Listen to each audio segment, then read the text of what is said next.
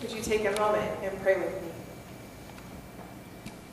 Most merciful and gracious God, may the words of my mouth and the meditations of all of our hearts be pleasing and acceptable in your sight, O Lord, our rock and our Redeemer.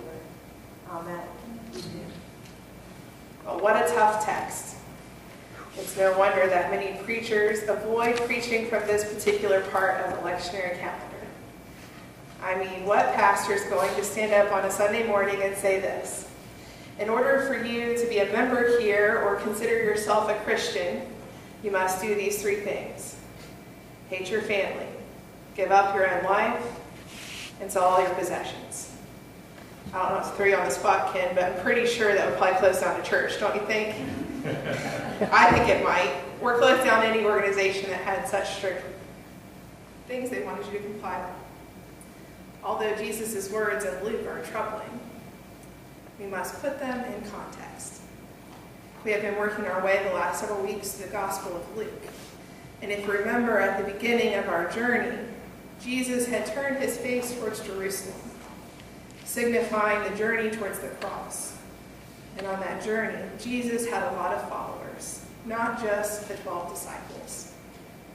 He had people that were journeying with him, but they weren't fully committed.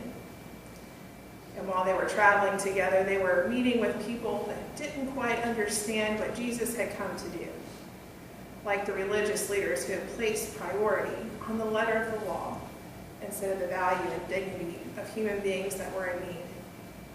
Or the Pharisee who had a dinner party and had only invited the well-to-do expecting something in return, and whose guests didn't know how to act by the kingdom rules.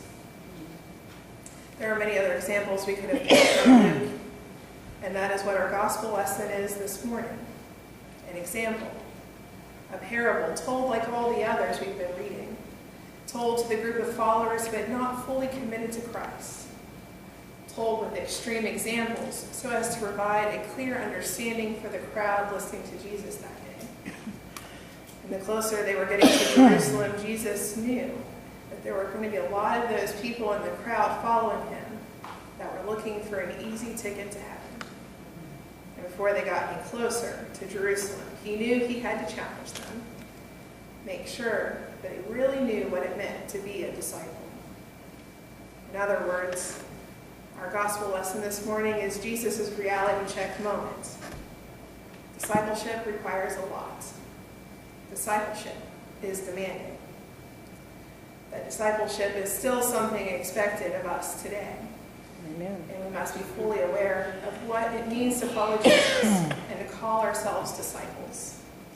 There are no fast passes like Disney World into heaven, or any easy ways of following Jesus.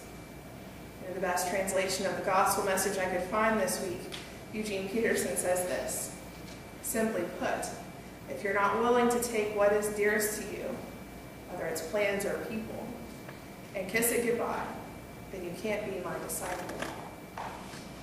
These are definitely not easy words to live by. It wasn't in Jesus' day, nor is it today. And in order to fully understand what Jesus was saying, we should look at the three requirements he gives. The first is to be willing to hate your family and give up your own life. In the words of the Reverend Peter Lockhart, we are reminded that Jesus was challenging the religious, social, economic, and even political norms and standards of behavior. He was being countercultural, and in so doing, was emphasizing the tension that existed between God's will and the society in which the Pharisees were operating, and all of the underpinning assumptions people were using. Jesus' words about hating family and even life itself are a continuation of this confrontation between God's will and the way people lived. In the first century life of any Jewish person, it was very much defined by their household. The individualism of our society would be completely foreign to them. In Jesus' time, a man would be the head of the household, and the household usually meant that a broader sense of family than the notion we have today of a nuclear family being father, mother, and 2 children. In the household of Jesus' time, the members of the household were intricately connected, and the behavior of one member could bring honor or shame to the entire family. If you look back at the passage for just a moment, you will see at the end Jesus says, "None of you can become my disciple if you do not give up all your possessions."